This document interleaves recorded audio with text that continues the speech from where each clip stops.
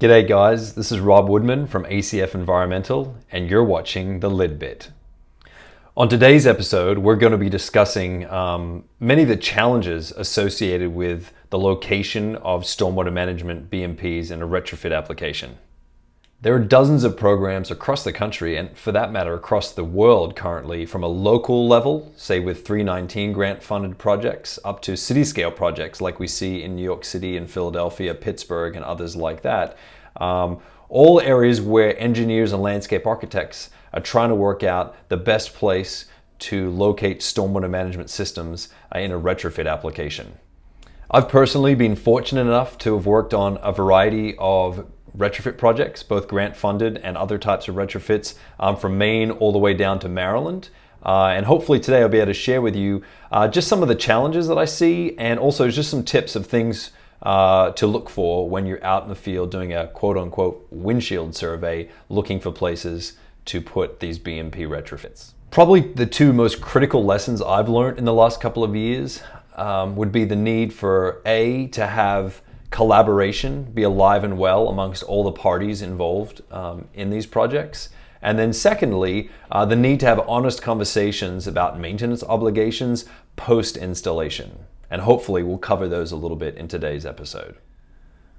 When it comes to the word collaboration, we all have different experiences that may define what that term means to us. So for the purposes of today's episodes, I want to throw up on the screen the definition that I typically use as it relates to the word collaboration.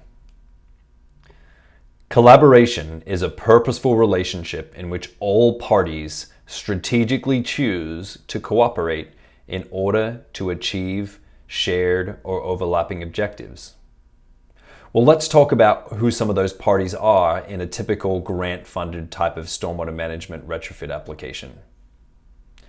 Some of those parties might be the town staff, the DEP or the regulatory agency, the environmental engineer, local watershed groups, a product or a solution vendor, someone like ACF if you were looking for innovative technologies, often public works crews who are doing the labor match to kind of match the funds associated with purchasing materials for specific grant funded programs.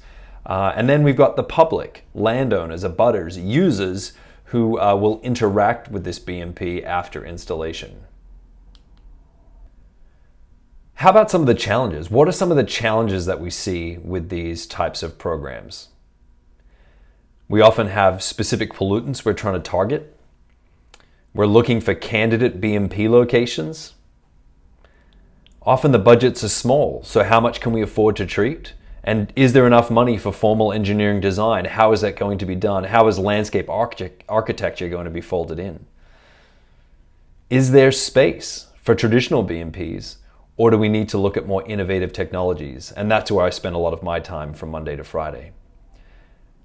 319 grant projects and many other grant-funded projects also have an educational component. So not only are you installing a system and having to look after it over time, you might need educational placards, or there may need to be material prepared for local schools to be able to come and see what's going on at this specific location as it relates to treating stormwater and improving the downstream effects. Let's be honest, all projects have their challenges, but what are some specific challenges that these urban retrofit projects encounter? You're generally working in tight spaces. You're working around existing infrastructure, whether that's subsurface utilities, surface features, whatever it may be. The construction may be affecting local businesses. If you're working on a green street project along a commercial or retail strip, how long is that going to go for? What impact is that going to have on local business hours and access? There's an abutters and a public process. Maybe there's the need for long-term monitoring and performance, so that needs to be folded in as part of the design. And generally in these systems, especially with surface BMPs like rain gardens and stormwater bump outs, bioretention cells and whatnot, there's this need to balance aesthetics with the design, not just getting the function, but also having it be a feature. And then what are the maintenance obligations moving forward? There's no doubt about it that every site, project, and program has its own unique quirks. But I thought I'd take a minute to share with you some of the pointers or some of the thoughts that go through my mind when I'm out looking for candidate locations for these types of BMPs, especially in urban applications or locations. We want to look for areas where there are rights to construct a system. We want to look for areas where you expect the pollutant of concern to be present. So often we find locations where a system might fit, but that may not be the best location in terms of where the highest pollutant loads are. For example, along an urban right-of-way, you're going to see a higher load of pollutants at intersections where cars are stopping and starting, as opposed to midway along block sections. Ideally, you want to look for areas where you have surface sheet flow going to a location where it's easy to intercept the flow. This prevents you from spending unnecessary money on rerouting stormwater or adding storm drain pipe or a bunch of curb work to get the stormwater to the location you're looking for. So it allows you to focus your money on the BMP itself, not getting water to it. You want to look for areas where disturbance will be minimal. And in an urban streetscape, that's often where a lot of proprietary or innovative technologies come into play that are generally more space efficient than traditional BMPs. You want to make sure other utilities, specifically subsurface utilities, have been located so you can identify any conflicts that may render a specific location unusable if there's not enough room left for the stormwater system. You want to make sure that the system has somewhere to outfall. Ideally, that would be a daylit outfall, but in a lot of urban applications, you need to make sure there's an adjacent storm drain system nearby and that it's deep enough to allow your system to discharge to it. You also want to make sure you're not only considering the water quality treatment goal, but you've also taken a look at bypass capacity to make sure those larger, more intense or major storms have somewhere to go and won't create an unnecessary flooding condition. Another one that I'd add, and probably is more recent in my mind frame, would be looking for prominent locations. And there are two reasons for this. One, a more prominent location supports the public access and outreach efforts, so people can notice this BMP and be impacted by any signage or placards or information you have telling the public what's going on there. And then secondly, I found that the BMPs that are designed with more beauty and in more prominent locations seem to get looked after better from a maintenance standpoint, and generally have seem to hold up better over a number of years.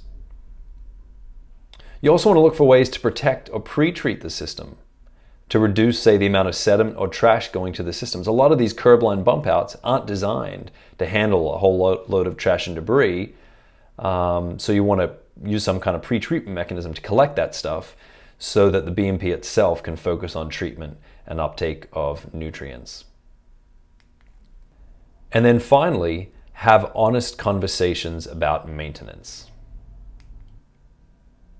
Maintenance of a system is a critical conversation to have throughout this process and really should be at the forefront of any BMP selection. I guess what I'm closing in on is that as engineers, we often have a recommended BMP for a specific location, whether that's based on the grading, the siting, or our past experiences, even the permitting process where we think, okay, this BMP might be the best option.